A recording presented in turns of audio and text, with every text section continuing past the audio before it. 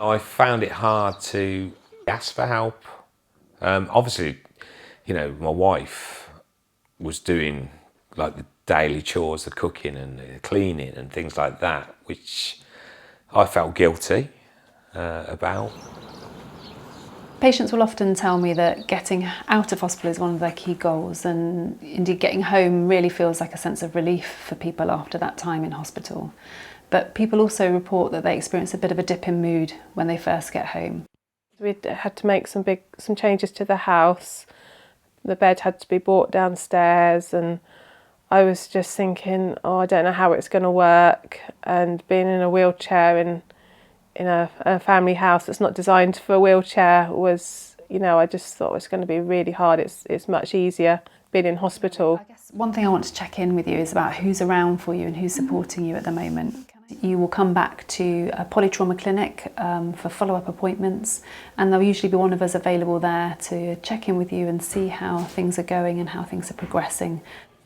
To start with, I was quite tired when I got home from hospital, so boredom wasn't too bad to start with. As I got stronger and more mobile, then I got bored because I just wanted to get out of the house. I did watch TV. I got into reading more. My boys had always said they'd like me to make them a scout badge blanket, so I ordered some blankets and I got sewing.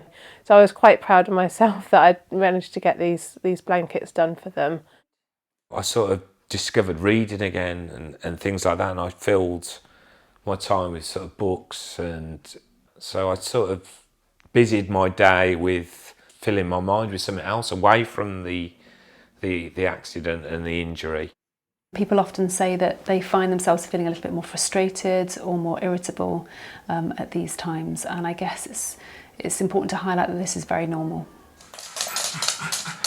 Normally I would finish work in the afternoon, I would come home before the rest of the family, and I would take the dogs out, and I'd probably usually do 3 or 4 mile a day, and all of a sudden I couldn't do that, and I found that hard to deal with mentally.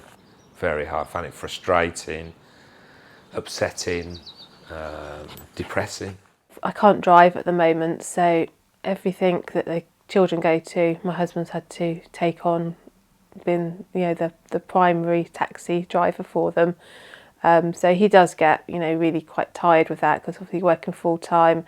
Once I could get up the stairs and sort out laundry and things, it was just quite an achievement to be able to put a load of washing on, which I never would have thought it would be an achievement, but it was. Going out and about is a really important part of your rehabilitation, but it may be that you need to think about going out in a wheelchair or perhaps on crutches, and you may need to think about what it would be like to have your scar visible to other people. And it can be useful to have a sense of how you might respond to this.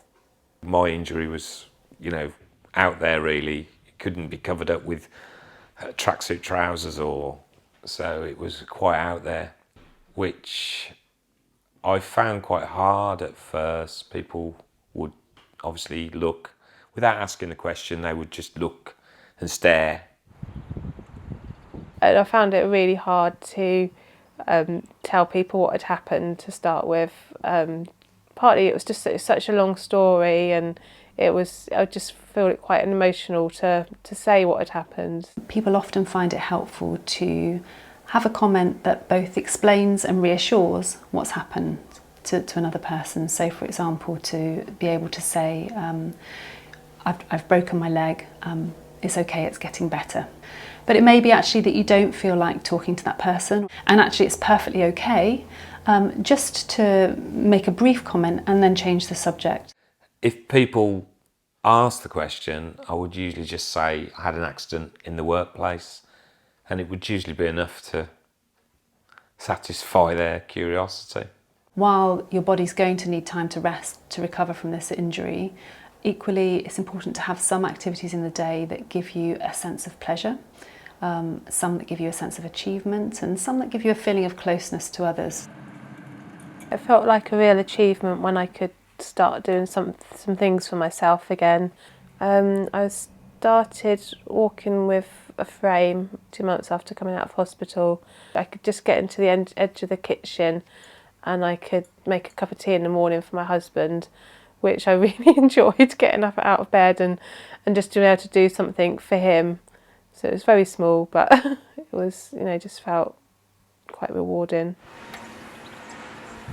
I had to set myself goals, and one was to gain a motorcycle licence. I think it was about 12 months after my injury. I went and took some lessons and took my motorcycle test and passed first time, and then bought myself a motorcycle not long after. You have to mentally prepare yourself to put that time aside for recovery. It's a small part of your life that will end. You're going to go on to achieve what you want to achieve.